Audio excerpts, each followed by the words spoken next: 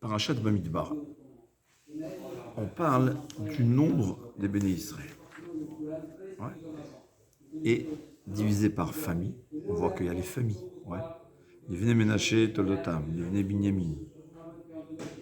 Il y a un nombre par tribu, et au fait, c'était partagé par famille. Il y a un nombre. Et en tout, il y a 600 000 environ. C'est environ 600 000.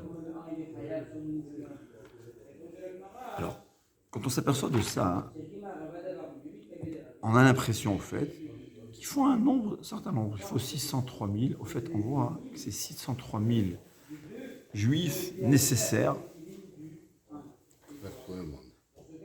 pour arriver au but de la création. Il y a une question qui se pose. Rachid demande qu'à plusieurs reprises, la Torah compte le nombre de juifs, et là, ça reste ou exactement la même chose, ou à quelques... Ouais, c'est Rachid demande, comment ça se fait? Comment ça se fait? Comment ça se fait que en 40 ans, il y a le même nombre de juifs? Hein? Comment ça se fait? Qu'est-ce que tu penses? J'ai pas entendu la question. Comment ça se fait que par hasard, oui, il y a le même nombre de juifs, bien qu'on les a comptés à 2 reprises différentes? Ah, le nombre de juifs. Au début, à la fin. Alors, il y a ceux qui vous diront, ah ben c'est une preuve que la Torah, c'est une invention humaine. C'est celui qui a inventé la Torah, il a pensé à beaucoup de choses, mais il n'a pas pensé à ça, de changer le chiffre. Hein? C'est ça. La réponse, elle est que on parle de 600 000, c'est environ 600 000. Pourquoi 600 000? C'est pas par hasard. Si par exemple, pour construire un bâtiment, j'ai besoin de 600 000 employés, il n'y a que 2 qui décèdent, qu'est-ce qu'on va faire? On va embaucher de nouveau, pas 3. Ouais. Qu'est-ce qui fait combien de personnes il y a? Hein?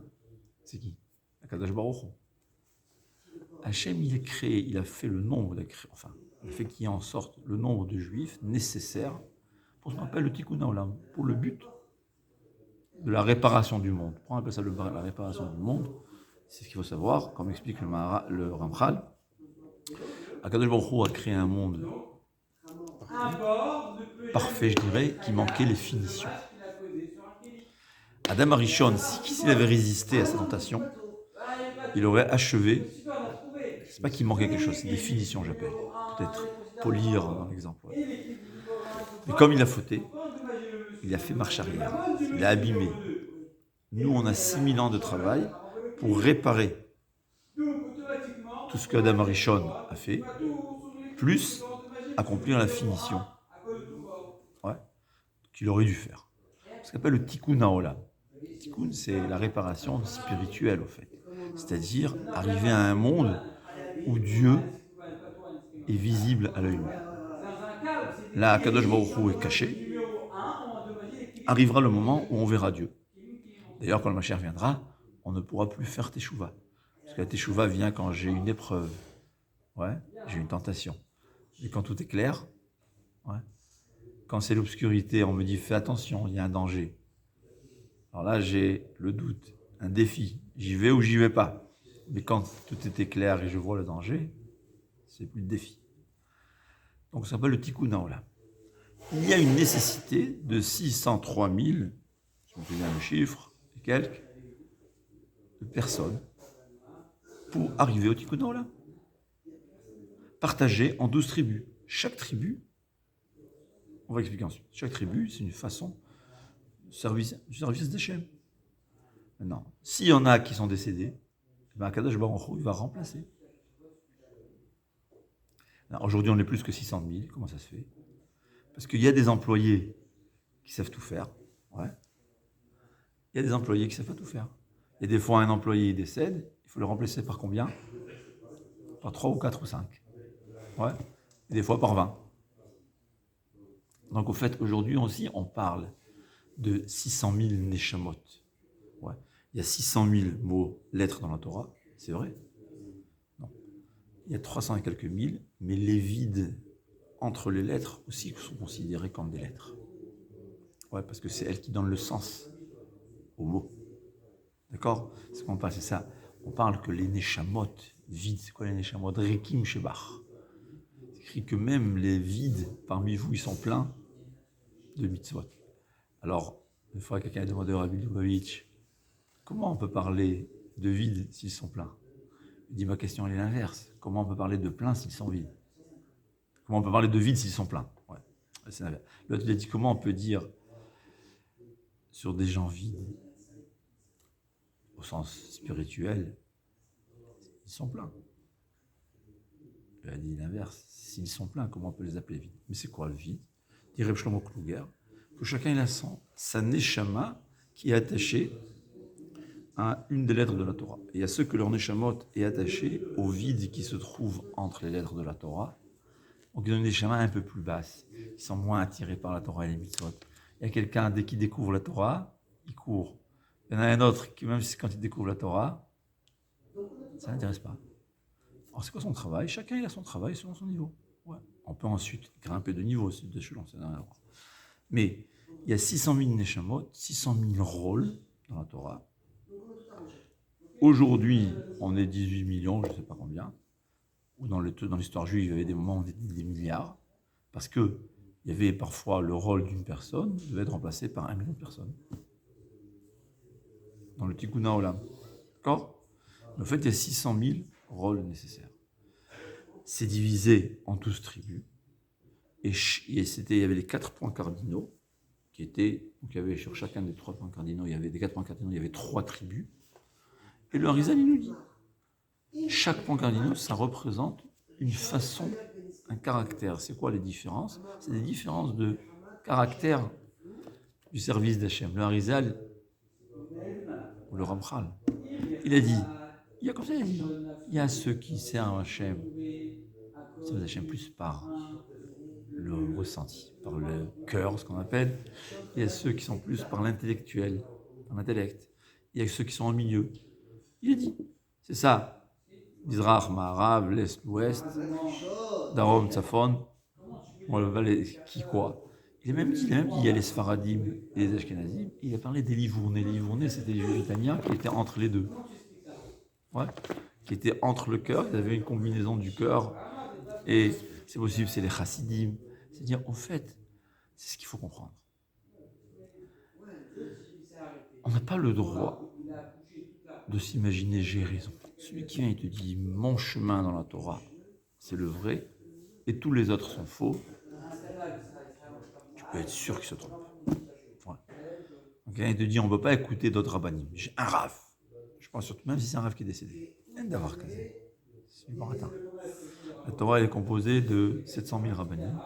Chacun a sa leçon qu'il peut t'enseigner. Mais c'est vrai que chacun il est attiré par un Rav. Il peut être principalement suivre le chemin d'un Rav, mais il est obligé mais il y a besoin de tout. Ouais. En tout cas, ce qui est écrit, c'est qu'il y avait 12 tribus. Chacune des tribus avait son caractère spécial.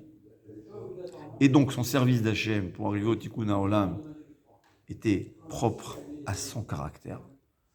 Aujourd'hui, on ne peut pas dire que la façon d'être Oved Hachem, de servir Hachem d'un Français est la même qu'un Israélien, qu'un Anglais, ou qu'un Américain, ou qu'un Suisse, ou qu'un Argentin. Alors quoi? Chacun a sa façon d'être Oved Hachem. C'est-à-dire, en réalité, c'est-à-dire il y a 4 points cardinaux, c'est général. Ça se ramifie, chacun des points cardinaux qui sont des traits de caractère principaux, comme dit le Harizal, le cœur ou le cerveau. Ouais. Mon service d'Hachem, il est plus l'intellectuel, réfléchir. Et dans ça, apparemment, il y a aussi 3 ramifications. Chacune de ces ramifications, il y a encore, selon le nombre, le chiffre qu'il y avait dans chacun des Shvatim, ouais, c'était des façons d'être Oved Hachem, chacun individuel, et chacun différent de l'autre. C'est-à-dire bien qu'il y avait un chiffre, ça veut dire au fait c'est ça la Oved Hachem. On est en groupe et on est individuel. On ne peut pas être au service d'Hachem sans le groupe, pas avoir minyan s'il n'y a pas 10. Et c'est pas seulement. Il y a le Tikkun Olam, on a besoin de 600 000 personnes ensemble. Mais aussi, chacun est individuel. Chacun, il a un rôle qui est spécial à lui, que personne d'autre au monde ne peut l'accomplir. C'est ce que la Mishnah nous dit. C'est la raison pour laquelle on doit respecter n'importe qui, parce que n'importe qui au monde, il a une qualité et un rôle que personne d'autre au monde n'a, qui est supérieur au mien, d'ailleurs. C'est ce que ça veut dire. Donc, c'est ça, les béné Israël. C'est 600 000, j'appelle ça toujours, c'est comme il y a un tronc d'arbre. Amen. Il y a un tronc d'arbre. Il y a 12, on va dire, grosses branches qui se ramifient. Les 4 points cardinaux qui sont principalement les 4 façons d'être Oved Hashem, le cerveau, l'intellect ou le sentiment. Et apparemment, les 2 autres, c'est des combinaisons des 2. Alors là, si je comprends bien du Harizal, je devine, c'est pas mon domaine. Moi, j'aime plus casser la tête à comprendre Tosfot. C'est ce qui nous rapproche d'Hachem, comme dit le Rambam. Le reste, c'est un cadeau qu'Hachem ici, tu comprends, qui te fait. Moi, je comprends, tu ne comprends pas. Il y a, j'appelle ça le cerveau salé, épicé par le cœur. Et il y a le cœur épicé par le cerveau. Tu connais ces cerveaux? Moi, je pense, par exemple, que les Français, on est au milieu. Et je vois ça en Eretz. Je parle d'un Français qui reste français, il y a qui arrivent en Eretz, ils deviennent israéliens, je ne parle pas de ça. On est un peu une combinaison du cœur et du cerveau. Ouais. Moi, je vois des amis ashkénazes, c'est le cerveau total. Ouais. Comme on dit, si tu veux refroidir ton fer à repasser, tu le colles à leur cœur. Ouais. Alors qu'on peut leur reprocher. Non. C'est ce que Hachem il a dit, il a fait. Donc, on va dire, il y a l'arbre, il a 4 points cardinaux, qui sont les traits de caractère principaux. Chacun de ces 4 points cardinaux, il a 3 grosses branches, qui sont les shvatim. Chaque branche, elle a ramification qui est le nombre de personnes qui composent, de neshamot qui composent chaque shevet. Mais même dans les shvatim, il y avait des familles. Ouais, il y avait des familles. Parce que même à l'intérieur, il y a des familles de caractères. Et chaque individu, c'est une feuille. Demi-feuille l'homme, une autre demi, c'est la femme. Alors, plus on est proche dans le côté de l'arbre, plus on se ressemble, plus on s'entend bien. Ce qu'on appelle le shoresh neshama. Le Harizal, il appelait ça la source de la neshama, la racine de la neshama. D'où vient ta neshama? Le Harizal, d'après, en connaissant le shoresh neshama de quelqu'un, il savait comment il étudiait. Il savait comment il aurait tranché dans la halakha. Ouais, parce que le shoresh neshama, c'est ce qui décide de ton caractère. Rav Chaim de Brisk, lui, en connaissant la personne, il demandait 3 questions à une personne, il lui donnait 3 réponses. Il savait quelle réponse il aurait donnée à n'importe quelle autre question. C'est-à-dire, tu peux comprendre le caractère d'une personne en le connaissant, ou bien en comprenant d'où vient sa neshama. Ouais. Il y a le din, il y a le rachamim, il y a des sphirotes. Ouais. C'est des combinaisons, il y a tellement de possibilités de combinaisons. Donc c'est ça, Am Israël. On a un groupe, l'arbre ne baisse, il manque une feuille dans l'arbre, il y a un problème. Pour tout l'arbre. S'il y a une feuille qui prend des vitamines, ça va influencer tout l'arbre. Évidemment, plus les feuilles qui sont plus proches de la première feuille seront plus influencées que celle qui est lointaine. Tout dépend de la force des vitamines. Et l'inverse, si c'est un poison. C'est pour ça qu'on est Amechad. Ouais, Amechad. Il y a un juif qui faute, ça influence tout l'arbre. Il y a le tronc principal qui est Shevet Kevuna. Il y a ceux qui sont capables de tout. Ouais. C'est dans le tronc, c'est des neshamot très élevés. Ce qui est très étonnant, c'est le Gaon. Le Gaon, il dit, ce que je vous ai décrit, c'est un arbre. Mais en réalité, il y a 70 arbres pareils. C'est quoi les 70 arbres? Les 70 nations. Il dit, je compare ça à ce que Rav Moshe Shapira rajoute, c'est écrit qu'Akadosh Baruch Hu, il a demandé à chacune des nations d'accepter la Torah. Ouais. Et s'ils avaient accepté la Torah, qu'est-ce qu'ils auraient fait? Je viens de dire qu'il n'y a pas de double. Alors il y a qui disent qu'au fait c'était une pièce de théâtre. Akadosh Baruch Hu savait qu'il n'allait pas accepter, mais c'est pas vrai. Le Ramchal, il y a des avis pareils. Le Ramchal, il dit pas comme ça. Et apparemment, ce que Rav Shapira explique, que c'était sincère. Il pouvait l'accepter. D'ailleurs, le Chafetz Chaim dit, c'est qui les guérit?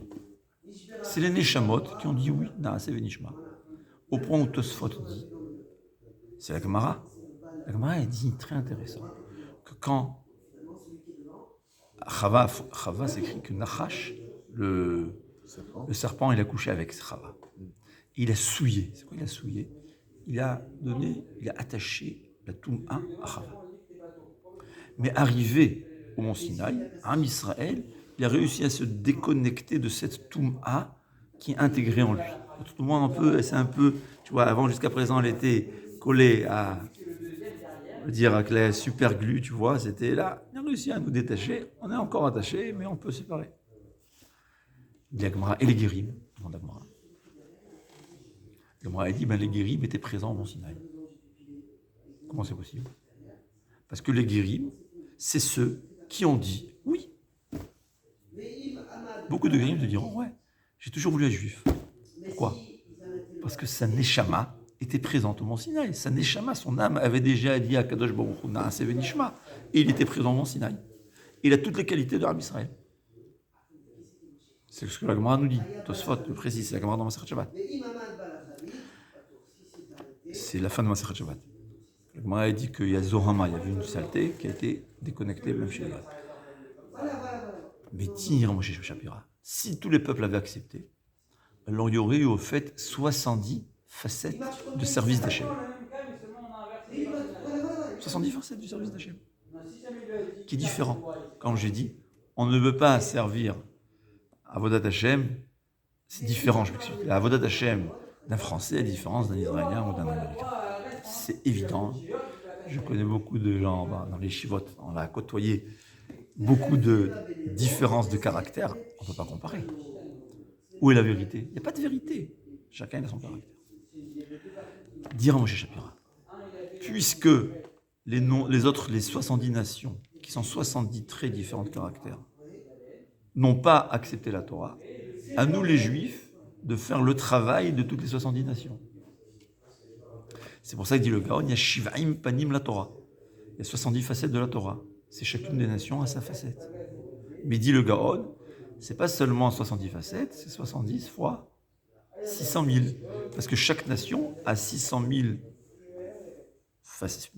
sous-facettes, j'appelle ça, au service d'Hachem. C'est pour ça qu'il y a tellement de différences de juifs. C'est écrit que pourquoi Hachem nous a mis en galoute? Pour aller récolter les guérim. Ouais. Qu'est-ce que ça veut dire? Parce que c'est des neshamot juives. Parce que c'est ce qu'on veut dire au plus profond. Nous, on est partis en galoute, on est passé en France pour être français et faire le service d'Hachem que le peuple français aurait dû avoir. Alors, demande à Chaim Akadosh, et si on n'avait pas fauté? Et si on n'avait pas fauté, on aurait été tellement puissant, c'est comme un aimant super puissant, on aurait attiré les Neshamot qui seraient venus de France vers Israël faire Teshuvah. Et nous, on aurait servi Hachem aussi à la française sans être en France. D'accord? C'est-à-dire, c'est ça la base. C'est-à-dire, quand quelqu'un il nous demande comment ça se fait qu'il y a tellement de différences dans le peuple juif, c'est pas comment ça se fait. C'est impossible qu'il y ait deux juifs qui pensent la même chose. Parce que s'il y a deux juifs qui comprennent la Torah la même chose, c'est-à-dire que c'est le même Avodat Hashem, c'est pas possible. C'est-à-dire, au fait, dans le nombre de caractères juifs, il y a 70 fois 600 000. Les 600 000 eux-mêmes sont divisés en 12 principaux, mais fois 600 000. Et comme on a dit aujourd'hui qu'il faut 10 employés, ou 20, ou 1 million d'employés par personne, alors imagine-toi le nombre d'avis qu'on a. C'est pour ça que c'est pas possible qu'il y ait deux juifs la même chose, qui pensent la même chose. On est d'un côté un groupe, mais un groupe d'individuels. C'est pas un groupe parce qu'on doit être tous la même chose. On doit être un groupe parce qu'on va accepter la différence. Accepter la différence en comprenant que c'est ça notre rôle, que chacun il a un rôle différent. Et c'était ça. Quand on comptait le Béné Israël, quand on comptait les Béné Israël, chacun passait devant Moshe Rabbeinu. C'était quoi le rôle? Le Gaon il dit comme ça, c'était quoi le rôle principal d'un prophète?